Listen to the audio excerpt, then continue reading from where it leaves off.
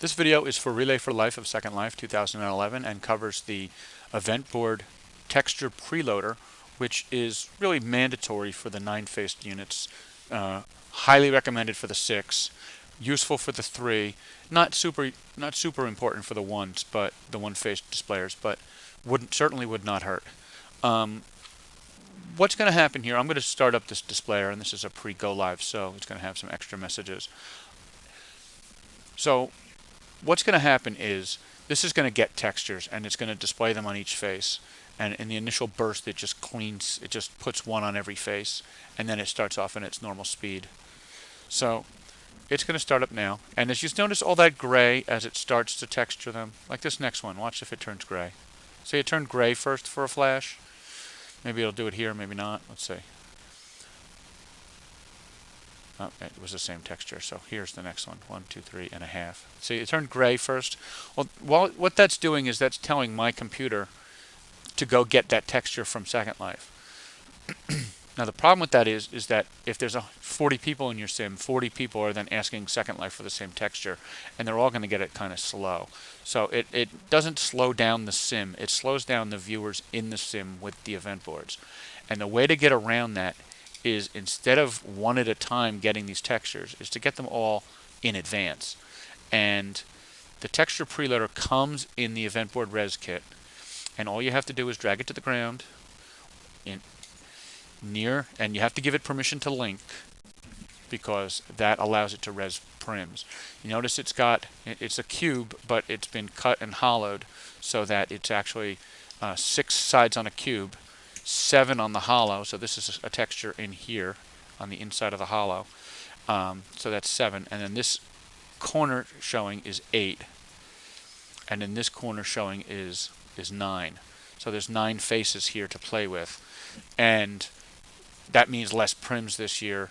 And you see that we're still turning gray. So what we're going to do is we're going to reset the displayer, and really, quite honestly, you don't even need to do that because it'll reset itself once a day.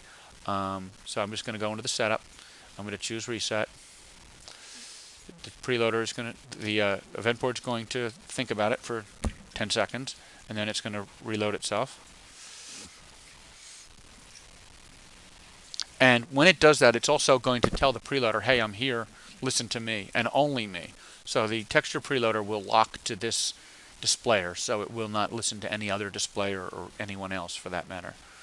It will listen to the owner. If you click on it, you then can tell it to reset itself or whatever. As you notice that the texture preloader has gone and resed enough cubes for all the textures. I'm going to guess there's around 27 textures needed for this, for the number of events in there. I'm not going to check the underside. I don't need to lift that up. But what I could do right now is sink this in the floor. But see this horse race here? I've got this texture already. So when it goes to display it up here, see, there's the horse race. When it goes to display it, it doesn't need to show any gray. It blinks in. 1, 2, 3.5, blink. 1, 2, 3.5 is going to say blink. See, they're loading in. There's no gray, which means my computer is not going to Second Life and asking for the texture, because it's here in front of me. It's loaded into the cache, so it's on my hard drive already. All my viewer needs to do is display it. So it actually, when I first resed this, my computer did a flurry of activity as it got all 27 or whatever textures. So the initial phase solves all the rest of it, because now I can stand here for hours and my computer's never going to have to get any of these textures. They're already here. Now I can take this thing and I can sink it into the floor like that, so you can't see it, and it has the same effect because the computer, the system is still downloaded it. Even though it might not even be visible to me, it's within my draw distance, so it's going to keep a copy of those textures for when they're needed.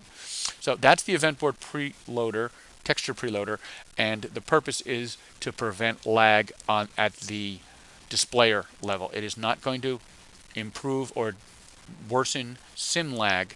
Matter of fact, the event boards themselves use a lot less lag, a lot less script time than A, they used to, or B, just about anything else. I mean, they're really quite script friendly, and they're not going to cause a lot of lag. They are going to cause viewer lag for loading these textures, but if you preload the textures, you're set, particularly with these 9-face models.